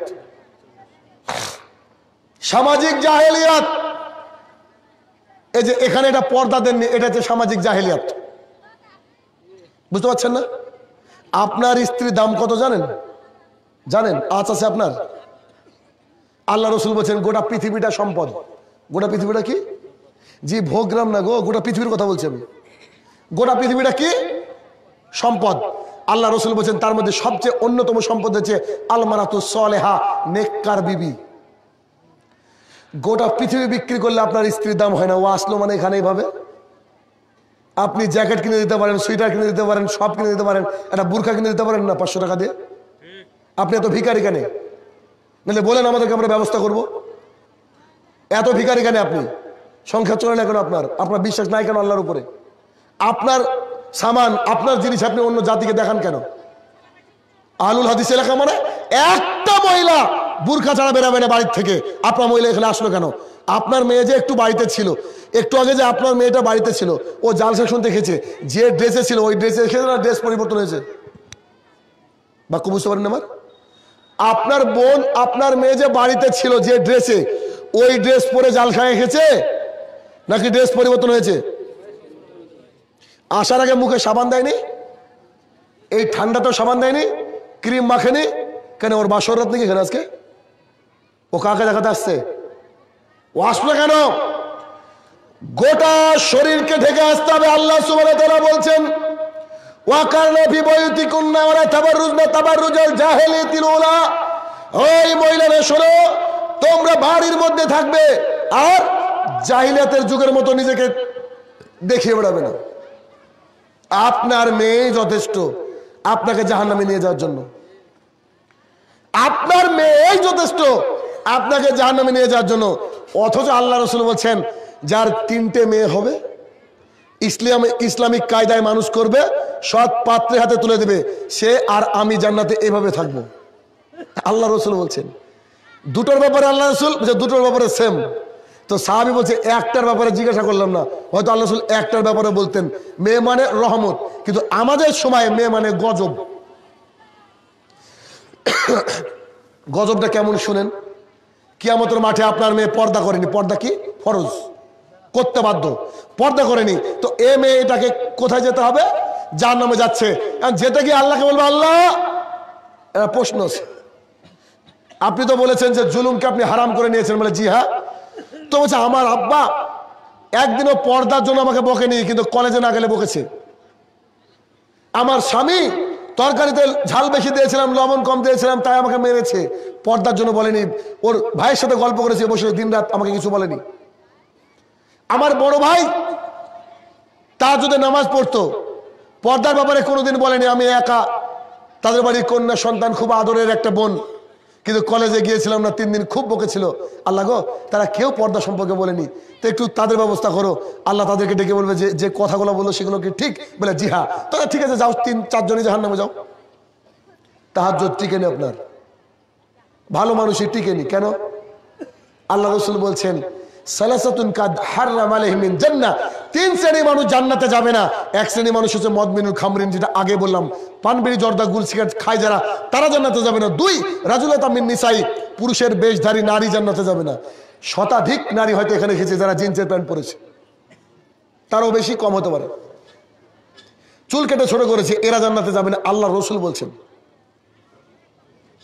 3 নম্বরে কঠিন বাক্য বললেন আর দায়ুস লা ইয়াদখুলুল জান্নাহ, যারা দায়ুস তারা জান্নাতে যাবে না। সাহাবীরা বাক্যটাকে না বুঝতে পারে বললেন দায়ুস কি জিনিস? তখন বললেন আল্লাহ জিকরু ফি আহলিল খাবাস, যার বাড়িতে বেহায়াপনার সুযোগ রয়েছে এ হচ্ছে দায়ুস। যার বাড়ির বিটি পর্দা করে না, বউ পর্দা করে না, এর নাম হচ্ছে দায়ুস। যার বউ আজকে এখানে বুরকা না পরে গেছে, তারা সবাই দায়ুস। তাহাজ্জুদ পড়লেও তার জন্য জান্নাত হারাম, এটা হচ্ছে দায়ুস। আপনি পুরুষ মানুষ, আল্লাহ বিয়ে করার আগে আপনাকে রেডি করেছিলেন, কি বলেছিলেন? ইয়া মাশশারা শাবাব মান ইসতাতা মিনকুমুল বাজ ফালিয়াতাজাওয়াজ। এই যুবকের দল শোনো, ক্ষমতা থাকলে বিয়ে করো। ক্ষমতা মানে you have control to your wife. আপনি আপনার ওয়াইফকে, বউকে কন্ট্রোল করবেন। সিনেমা দেখতে নিয়ে যাবেন মানে কাপুরুষ আপনি। আপনার ছোট ভাইয়ের সাথে ও যায় কেন এদিক ওদিকে? এটা কাপুরুষতার লক্ষণ। জি, আপনি নাই বাড়িতে, আপনার ছোট ভাইয়ের সাথে সারা দিন রাত গল্প হচ্ছে। বাচ্চা যেটা হয়েছে কার দেখেছে? ছোট ভাই না আপনার? আপনার বাড়িতে আপনার জামাই বাড়িতে দেখেছে, ও মামনি কি করতে গেল? ছোট মেয়েটা ওর কাছে যাওয়া মানে তো আপনি শিয়ালের কাছে মুরগি পোষানি দিলেন। রাখবে শিয়াল? কিভাবে খাবে বুঝতে পেরেছেন? এমন ভাবে খাবে, বড় মেয়েটা বাড়িতে ছোট মেয়েকে নিয়ে চলে যাবে, যায় না? আরে আল্লাহ, শাশুড়িকে নিয়ে পালিয়ে যাচ্ছে জামাই, আর ও শালিকা হতো দূরের কথা। জাহেলিয়াত দেখেন, সামাজিক জাহেলিয়াত কি? সামাজিক জাহেলিয়াত 2 নম্বর সামাজিক জাহেলিয়াত বিবাহ। আল্লাহু আকবার। বোঝা যায় না যে হিন্দুর বিয়ে হচ্ছে না মুসলমানের বিয়ে হচ্ছে। সারা রাত ছানায় বেজেছে। কার বিয়ে গো?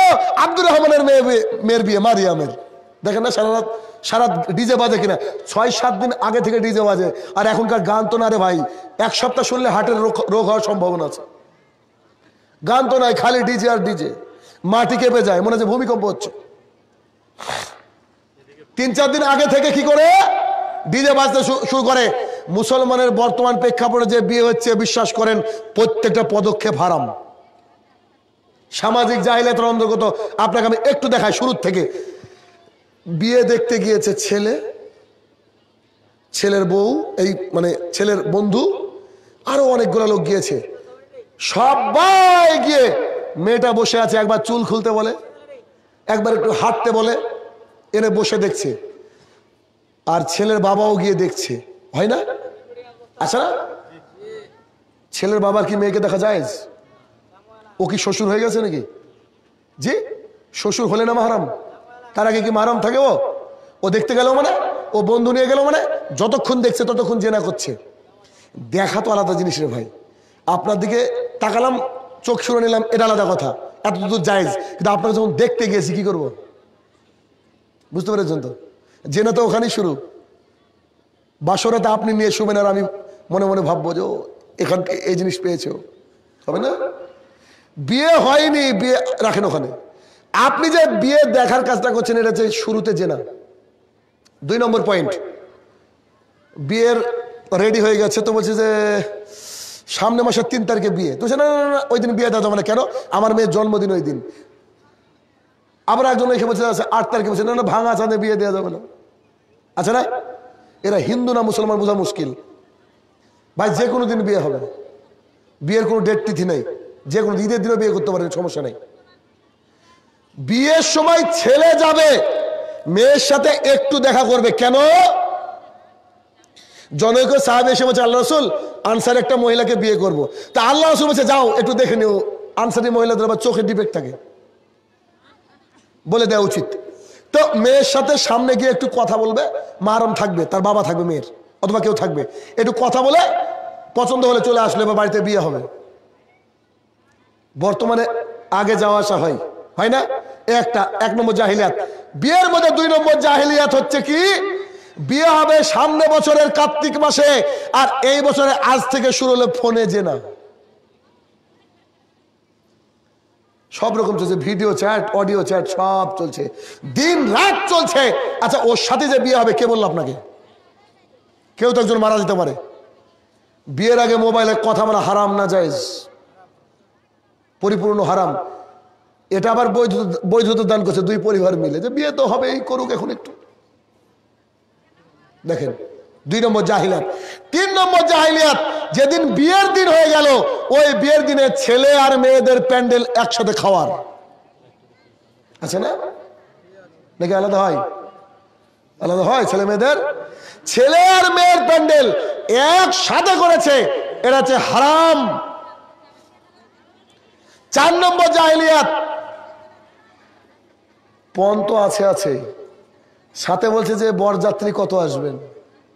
জি, বলছে 150 লিখেন, মানে নরেন্দ্র মোদীকেও নিমন্ত্রণ করতে হবে। 150 লিখেন। আচ্ছা বলেন তো, একটা বাবা যখন তার কন্যাকে বিদায় দিচ্ছেন, বিয়ে দিচ্ছেন, কত কষ্ট করে টাকা জোগাড় করে বিয়ে দেয় কিনা? তো 150 লোককে কি ও মন থেকে খাওয়াচ্ছে? খাওয়াচ্ছে?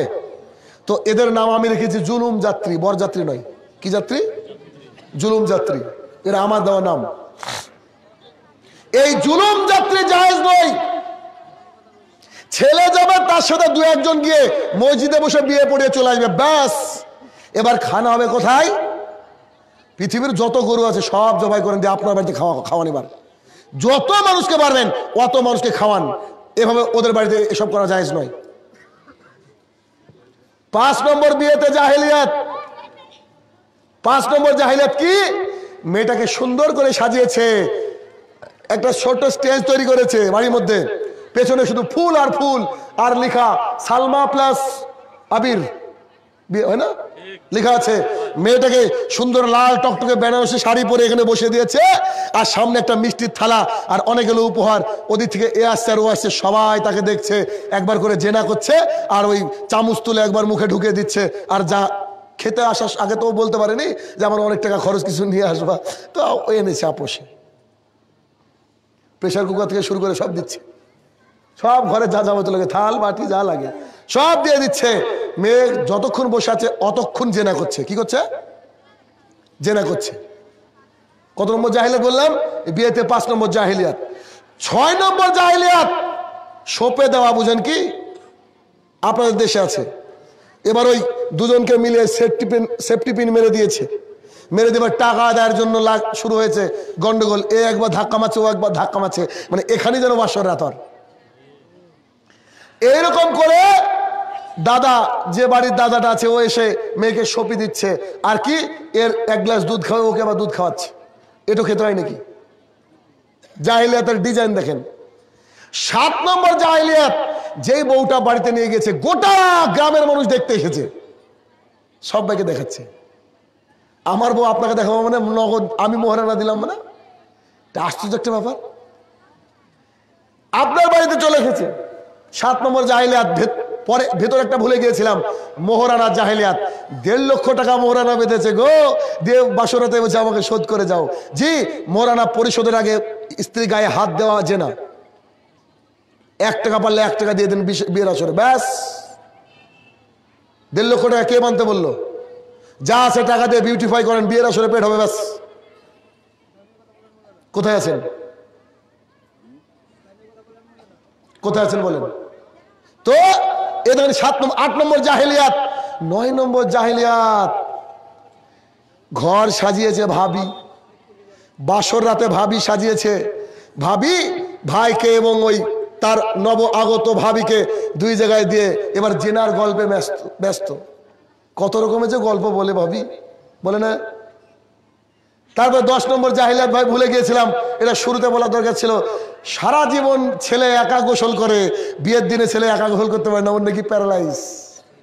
ওর খালা ওকে গোসল করিয়ে দেয়, সাবান মাখিয়ে দেয়, ওর ভাবি একটু এসে হলুদ ডলে দেয়, আর ওর ভাবিরও হলুদ ডলে দেয় গোটা দেহতে।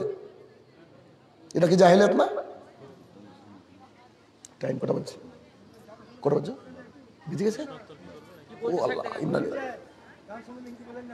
হ্যাঁ সে তো বটে, আপনাদের টার্গেটে তো ওটা, দান সম্পর্কে বলতে হবে। ওই সেই ব্যাপার ওই রকম যে একটা ভিখারিকে জিজ্ঞাসা করা হচ্ছে 2 + 2 কত? তো বলছে 4খানা রুটি। বলছি 2 + 2 কত? বলছে 4খানা রুটি। বলছে কেন 4খানা রুটি? বলছে খিদে লেগেছে। কি বলবো? যতই বক্তৃতা ভালো বলে আপনাদের কাজে লাগবে না, তুমি মাদ্রাসা দান তুলতে হবে। ঠিক আছে, ওটা বলছিলাম যে এ হচ্ছে জাহেলিয়াত। আচ্ছা, এতগুলা জাহেলিয়াত পার করে যদি কোনো বাচ্চা হয়, ওই বাচ্চা ভালো হবে? ওই বাচ্চা চামড়া, ওই বাচ্চা চামড়া। আবার একটা টিভি দিয়েছে গো, গোটা দেওয়াল জুড়ে টিভি, গোটা দেওয়াল জুড়ে সারা দিন ও টিভি সিরিয়াল দেখে। আরে কোরআন তেলাওয়াত করতে হবে, নামাজ পড়তে হবে, যদি ভালো বাচ্চাও পেতে চাই, সারা দিন রাত টিভির উপরে পড়ে আছে।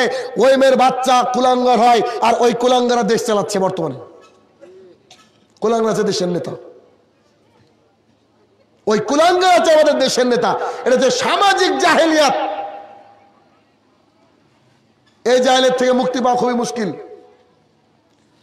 আপনার মেয়ের জিন্সের প্যান্ট আজকে গিয়ে পুরাবেন, আপনি যদি বাবা হয়ে থাকেন, যদি অন্যজনের মেয়ে হয়, আপনি যদি গোপনে জানেন তো ঠিক আছে, এটা আপনার বিষয়। এরকম অসংখ্য জাহিলাত আছে, আর আলোচনা দীর্ঘায়িত করবো না। শেষে কিছু কথা বলতে চাই, এই জন্য যে মাদ্রাসা চলে কার টাকায়? পাবলিকের টাকায়, যে সিস্টেম আমাদের চলে আসছে। তো এই বেচারা যারা মাদ্রাসা করেছে, তারা কি অন্যায় করে ফেলেছে নাকি? পাপ করেছে? ঘাড়ের দায়িত্ব কি সবই তাদের নাকি আপনাদেরও আছে? স্থানীয় মানুষ যদি আপনারা সাথ না দেন, মাদ্রাসা চলবে? বলেন চলবে? যারা স্থানীয় আছে তারা কথা বলেন, চলবে নাকি? বলে যে ওরা মাদ্রাসা করেছে, ওরা চালাক্কা।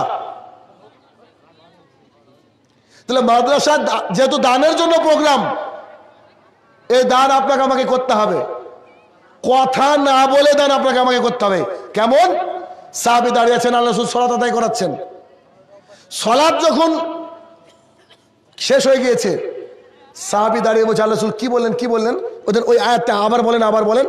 আল্লাহ রাসূল আয়াত থেকে তেলাওয়াত করলেন, বলছে কি বললেন? যে প্রিয় জিনিস দান করতে হবে। বলে জি হ্যাঁ, আল্লাহ বলেছেন প্রিয় জিনিস দান করতে হবে। সাহাবী বলছে, আল্লাহ রাসূল, মদিনার বুকে একটা খেজুরের বাগান আছে, প্রায় 600-650 খানা খেজুরের গাছ আছে, আমি আপনাকে দিয়ে দিলাম। সুবহানাল্লাহ বিহামদিহি। দেখেন, এটা হচ্ছে দান। তাহলে দান দেওয়া উচিত আপনাদের। দানের কথা বলেছি, আপনারা শুরু করেছেন ভাগতে। যান তাহলে চলে যান, আমাকে বাড়ি যেতে হবে, স্কুল ধরতে হবে কাল সকালে। তো আস-সাদকাতু বুরহান, দান হচ্ছে দলিল। জান্নাতে যাওয়ার অন্যতম দলিল দান। সালাত আদায় করেন, এটা কবুল নাও হতে পারে। সিয়াম পালন করেন, এটা কবুল নাও হতে পারে। তবে দান এমন একটা জিনিস, যেদিন কোনো ছায়া থাকবে না, ওই ছায়ার তলে আপনি স্থান পাবেন আল্লাহ সুবহানাহু ওয়া তাআলার খাস ছায়ার তলে। ওই দিন কিন্তু আপনার দান আপনাকে বাঁচাবে। আবু হুরায়রা রাদিয়াল্লাহু তাআলা আনহু বলেন, রাসূল সাল্লাল্লাহু আলাইহি সাল্লাম বলেছেন, ডান দিকে তাকাবে আমল দেখতে পাবে, বাম দিকে তাকাবে আমল দেখতে পাবে। কি করেছে খাটের তলায়, কি করেছে অন্ধকার ঘরে, কি করেছে অফিসে বসে, কি করেছে তার কর্মস্থলে, সব দেখতে পাবে। আর সামনে নাকের উপরে দেখতে পাবে আগুন। এমত অবস্থায় আল্লাহ রাসূল বললেন, এই শোনো, তুমি যদি জাহান্নামের আগুন থেকে বাঁচতে চাও, তাহলে তুমি একটা খেজুরকে অর্ধেক করে দান করে হলো জাহান্নামের আগুন থেকে বাঁচো। দান আপনাকে জাহান্নামের আগুন থেকে বাঁচাবে। আর এই মাদ্রাসায় যারা হিফজ করবে, হাফেজ হবে, যতদিন তাদের কোরআনের মূর্ছনায় মানুষের মাথা তুলবে, অতদিন আপনি নেকি পেতে থাকবেন। একবারে ফর এভার অ্যান্ড এভার, সারা জীবনের জন্য নেকি পেতে থাকবেন। অতএব দান করা আপনাদের জন্য জরুরি। যেমন সালাত সিয়াম জরুরি, দানও জরুরি। কেননা দুনিয়াতে এসেছিলেন, ওই যে শুরুর বাক্য, আবার উলঙ্গ হয়ে যাবেন, একটা পোশাক আপনাকে পরানো হবে, যার নাম আমরা কি দিয়েছি? কাফন, তাই না?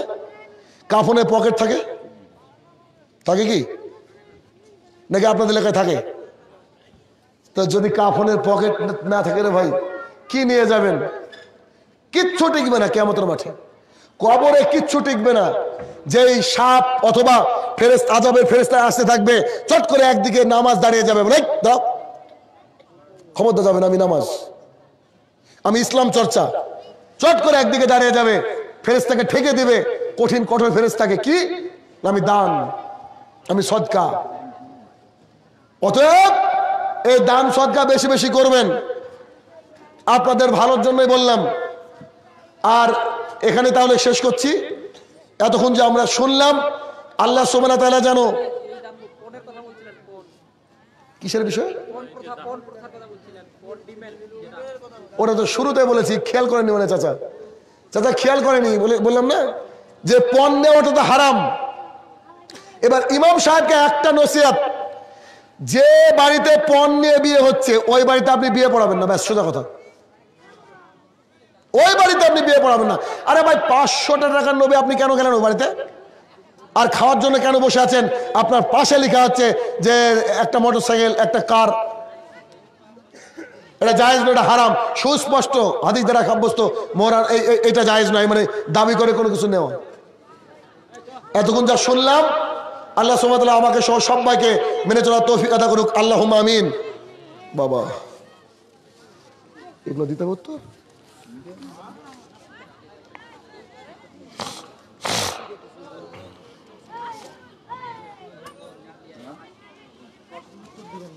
দিব না? আচ্ছা ছেড়ে দিলাম। আচ্ছা, আমাদের যারা কবরের তলে শায়িত, আল্লাহ সুবহানাহু ওয়া তাআলা যেন তাদেরকে ক্ষমা করে দেন, সবাই বলে আল্লাহুম্মা আমিন। যে ভাইয়েরা উদ্যোগ নিয়ে প্রোগ্রাম করেছে, আল্লাহ সুবহানাহু ওয়া তাআলা যেন আগামী দিনে তাদেরকে মাদ্রাসা সুন্দরভাবে চালাতে পারে, সেই ব্যবস্থা তুমি আল্লাহ তুমি করে দিও, আল্লাহুম্মা আমিন। আল্লাহ, যারা অনেক কষ্ট করে দূর দূরান্ত থেকে এখানে দিন শিক্ষা করতে এসেছে, দিনের সম্পর্কে কিছু জ্ঞান নিতে এসেছে, আল্লাহ যেন সবাইকে জাযায়ে খায়ের দান করে, আল্লাহুম্মা আমিন। আল্লাহ গো, আমরা অনেক পাপী গুনাহগার বান্দা, আজকে মুসলমানরা মানে সংখ্যায় সংখ্যায় বেটে বসেছি। আল্লাহ গো, তোমার কাছে ঐকান্তিক আমাদের দোয়া, আমরা যেন সমস্ত মুসলমান তাওহীদের ভিত্তিতে একই জায়গায় আসতে পারি, তার জন্য তৌফিক আতা করো, আল্লাহুম্মা আমিন। হে আমার প্রতিপালক, তোমার কাছে এই দোয়া যে ডক্টর জাকির নায়েক, আল্লামা দেলোয়ার হোসেন সাঈদী যেন আবারও তাদের সঠিকভাবে দিনের দাওয়াত গোটা বিশ্বের দরবারে পৌঁছে দিতে পারে, তার জন্য তুমি তৌফিক আদা করো, আল্লাহুম্মা আমিন। আসসালামু আলাইকুম ওয়া রাহমাতুল্লাহি ওয়া বারাকাতুহু।